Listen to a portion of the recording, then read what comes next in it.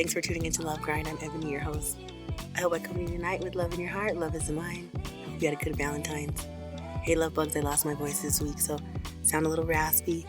Don't mind me, it's still me, okay? My bad. I just want to let you know to leave it on Love Grind, Facebook, or Instagram, and give me a thumbs up on YouTube. I appreciate all of your support, I really do. Also, I want to let you know that I am not a licensed therapist, so please, if you or anybody you know needs some help, please feel free to reach out. Tonight, love bugs, we're going to talk about grieving a long-term relationship. Some of the things that you can do, also some of the feelings that we feel, and just get real with it tonight. Followers posted a question on my page, and a wonderful lady named Tammy answered, and answer is priceless. The question is priceless, but it's something I want to share with you tonight. I'm going to get my material from psychcentral.com. We've used that site before. Please, love bugs, get on that site and get some of their content, okay? So let's get right into it, all right? Let's do it. Here's the question. How do you process the fact they will be out of your life forever after a breakup? Listen, that was a really hard realization. I mean, I know it wasn't the best relationship, but I adored him in some weird type of way.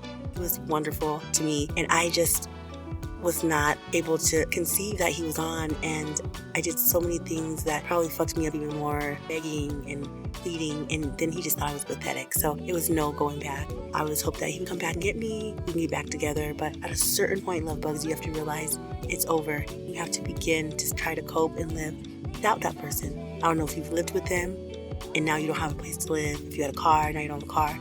But you have to learn to maneuver in the world without that. Otherwise, you'll be sitting there all day in sorrow, and that's not healthy. It's hard, and it's cliche to keep saying the same thing. Work on yourself, work on yourself. And the last thing you want to do is work on yourself. But you have to begin to heal somehow. That person's moved on, and so do you. As sad and as hurtful as it is, the hurt will never truly go away, but it'll get easier, and you'll wake up not thinking about that person all the time, and you'll get through a whole day without having thought about that person but one or two times. It's better. I tell myself that. Here's the question though. How do you process the fact that they will be out of your life forever after a breakup? I can't stop thinking about the fact that I will literally lose my best friend and lover. The most important person in my life for a while is out of my life forever. It feels like I'm mourning a death. I'm jealous that they are still in the lives of other people, but it can't be mine. I don't want them to just be a memory. I already have abandonment issues, so this realization totally breaks me. I feel like I can't continue on. How do you process this, especially when you feel the breakup was your fault? How do you cope? All right, shout out to Tammy. Why do you still grieve after a bad relationship ends? We don't grieve the loss of what was had. We grieve the loss of the hope we had that it would change for the better. We grieve the loss of our dreams and plans, the future with this person.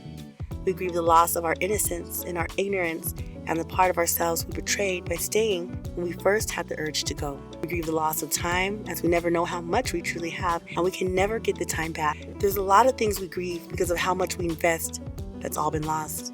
Grieving is normal, even if things were bad, and you will process through all the steps involved with grief. Denial, anger, bargaining, depression, and finally acceptance.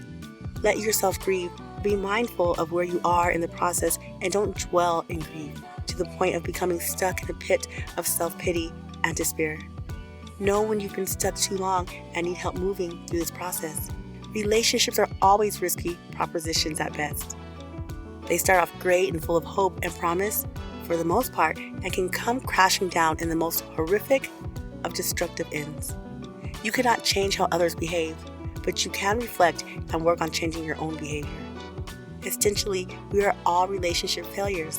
Failed relationships, family relationships, romantic relationships happen to us all at some point in our lives. Some are repairable in the future, while others are not. So don't be overly harsh in your judgments of yourself or your former partner. It is no one's benefit to do so, but can be detrimental to you if you go down that path. You'll get through it though. Give it time, space, calm, comfort, and allow yourself the time for these wounds of yours to heal. Then when you're ready and you find yourself healing, try again. Drop the mic. That is wonderful. She's covered it all. And she's totally right about everything that she said. Give yourself time, not too much time. And if you need to reach out for some professional help, there's a lot of people who can help you get through that because heartbreak is mental and physical, scientifically proven. It's like you lost something that you're so used to for over a decade and you wonder how they can move on and just forget you. They haven't forgotten you. They just moved on. Maybe it's an act of bravery on their part. And I get jealous too. I'm like, I don't know anything he's doing or anything about his life. And it made me just so jealous and hurt. But it's time to get you somebody else in your life. If not, learn yourself. And believe me, it does help for you to sit and reflect on some of the things that you've done in that relationship and what you don't want to bring to the next. Okay, love bugs.